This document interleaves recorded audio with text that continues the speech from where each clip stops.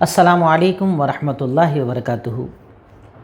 خودکشی ایک چھوٹا سا ورڈ پر اس کے پیچھے صرف ایک انسان نہیں بلکہ پورا ایک خاندان ختم ہو جاتا ہے۔ ابھی جیسے ہی بورڈ ایگزام شروع ہوئے یا ابھی چل رہے ہیں 10th 12th کے بورڈ ایگزام، 5th 8th کے آنے والے ایگزام، کئی طرح کے کمپٹیٹیو ایگزامز لوگ ہمارے یہاں پر بچے دیتے ہیں۔ اس میں ابھی ہم لوگ دیکھتے ہیں پیپرز میں، اخبارات میں خبریں آنا شروع ہو جاتی ہیں کہ بچوں نے سوسائڈ کر لیا، پیپر اچھا نہ جانے پر، رزلٹ اچھا نہ آنے پر، اتنے طرح کے دباؤ ٹینشن کے اندر وہ لوگ ہوتے ہیں کہ ان کے لیے اپنی زندگی کو ختم کر دینا آسان ہوتا ہے لوگوں کو فیس کرنے سے، کیونکہ اس میں دو طرفہ غلطیاں ہوتی ہیں۔ جبکہ اگر ہم اسلام کو دیکھیں تو اللہ رب العالمین نے اسلام میں دوسروں کو مارنا تو حرام ہے ہی صحیح، خود آپ کو آپ کی جان کا ادھیکار بھی نہیں دیا گیا ہے۔ آپ اپنی جان نہیں لے سکتے کیونکہ آپ کی جان بھی آپ کے پاس اس کی امانت ہے، وہ آپ کو اس نے دی ہے جینے کے لیے، زندگی گزارنے کے لیے، نہ کہ مارنے اور ختم کرنے کے لیے، جیسا کہ اللہ تعالیٰ قرآن میں کہتا ہے وَلَا تَقْتُلُوا أَنفُسَكُمْ، اپنے آپ کو قتل نہ کرو۔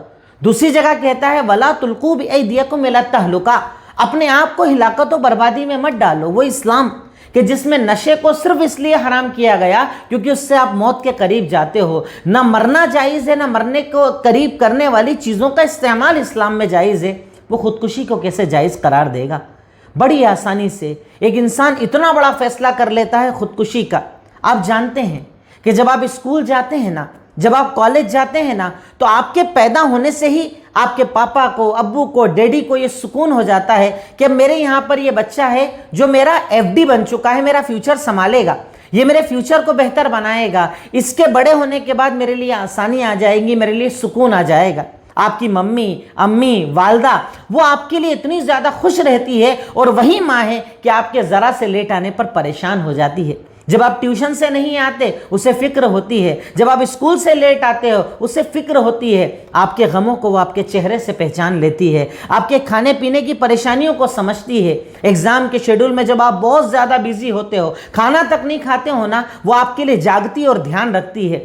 آپ سمجھتے ہیں کہ اس خودکشی کے پیچھے اس باپ کو آپ کتنی بڑی تکلیف پہنچا رہے ہو، اس ماں کو آپ کتنا بڑا غم دے رہے ہو۔ آپ تو اپنے آپ کو ختم کر لیتے ہو، پر آپ کے پیچھے نہ جانے کتنی زندگیاں آپ ساتھ میں ختم کرتے ہو۔ صرف آپ اکیلے نہیں جاتے، آپ کے ساتھ باپ کی امیدیں چلی جاتی ہے، ماں کی محبت چلی جاتی ہے۔ کئی مرتبہ ہمیں ایسا لگتا ہے کہ اگر ہم فیل ہو گئے، اگر یہ ایگزام ختم ہو گیا تو اس کے بعد ہمیں لوگ کیا کہیں گے، گھر والے کیا کہیں گے، پاپا ممی کیا کہیں گے، پر ایسا نہیں ہے۔ اگر آپ انہیں محبت سے بتائیں گے، وہ دھیان دیں گے، وہ آپ کا ساتھ دیں گے، کیونکہ وہ آپ سے محبت کرتے ہیں، وہ آپ سے پیار کرتے ہیں۔ بس ایسا ہوتا ہے کہ کبھی کبھی they can't express their love about you، وہ آپ سے کتنی محبت کرتے ہیں بتا نہیں پاتے، وہ ظاہر نہیں کر پاتے، پر آپ کے بنا وہ جی نہیں پاتے ہیں، آپ کے بنا ان کی زندگی دشوار ہو جاتی ہے۔ لوگوں کے کہنے پر، بولنے پر اپنے آپ کو ختم کر لینا یہ قطعاً جائز نہیں ہے، اپنی زندگی کو ختم کر لینا یہ جائز نہیں ہے، کیونکہ اگر زندہ رہو گے تو ایگزام کے چانسز اور آئیں گے، آپ دوبارہ کوشش کر سکتے ہو، جیت سکتے ہو، پاس ہو سکتے ہو۔ ورنہ دنیا میں بڑے بڑے جو سکسیسفل لوگ ہیں ان کی زندگیوں کو دیکھو نا، کتنے تھے ٹاپر، کتنے تھے میرٹ لسٹ میں آنے والے، انہوں نے اپنی زندگی کو اگر نیچے سے بھی شروع کیا پر محنت کر کے اپنے آپ کو آگے بڑھایا۔ جانتے ہیں خودکشی کا مطلب یہ ہے کہ آپ اس اللہ کی تقدیر پر راضی نہیں ہیں، آپ کو لگتا ہے اس کا فیصلہ میرے لیے صحیح نہیں ہوا ہے۔ کوئی ایگزام کی وجہ سے اپنے آپ کو ختم کرتا ہے، شادی جس لڑکے اور لڑکی سے چاہتے ہیں نہ ہو پائے اس پر ختم کرتا ہے، یعنی آپ یہ کہہ رہے ہیں کہ میرے لیے وہ رشتہ بہتر ہے، پر اللہ وہ کرتا ہے جو آپ کے لیے بہتر ہوتا ہے۔ وہ رشتہ آپ کے لیے بہتر نہیں تھا، وہ لوگ آپ کے لیے بہتر نہیں تھے۔ اسی کے ساتھ ساتھ کئی بار ہم بڑے لوگوں کو بھی دیکھتے ہیں، کاروبار میں فیل ہو گئے، خودکشی کر لی۔ آپ نے خودکشی کر کے اپنی پرابلم کو ختم نہیں کیا ہے بلکہ گھر والوں کی پرابلمز کو بڑھایا ہے۔ آپ نے کبھی سوچا کہ آپ کے بعد آپ کی بیوی گھر کیسے چلائے گی، کس درجے تک اسے جانا پڑے گا، کس طرح سے اسے اپنی زندگی گزارنا پڑے گی؟ کبھی آپ نے سوچا کہ آپ کے بچے کن لوگوں کے ہاتھوں میں رہیں گے، کس کے محتاج رہیں گے، وہ خوشیوں کے لیے کس کس کا چہرہ دیکھیں گے، وہ خوشیوں کے لیے کس کس کی جیب دیکھیں گے؟ آپ کے گھر والے ان کے ساتھ بعد میں کیا سلوک کریں گے، کون انہیں عزت دے گا، کون انہیں ذلیل کرے گا؟ اگر زندہ رہو گے تو حل نکالو گے نا، اگر زندہ رہے تو راستے بناؤ گے نا، اگر زندہ ہو تو ایک کاروبار میں فیل ہو گئے دوسرے میں کامیاب آپ ہوگے، اپنے آپ کو کمزور نہ سمجھو. اگر بچے ہو تو ایگزام میں کمزور خود کو نہ سمجھو. کامیابی دوبارہ ملے گی، کیونکہ سوسائڈ جو ہوتا ہے نا، اٹس ناٹ اے سولوشن.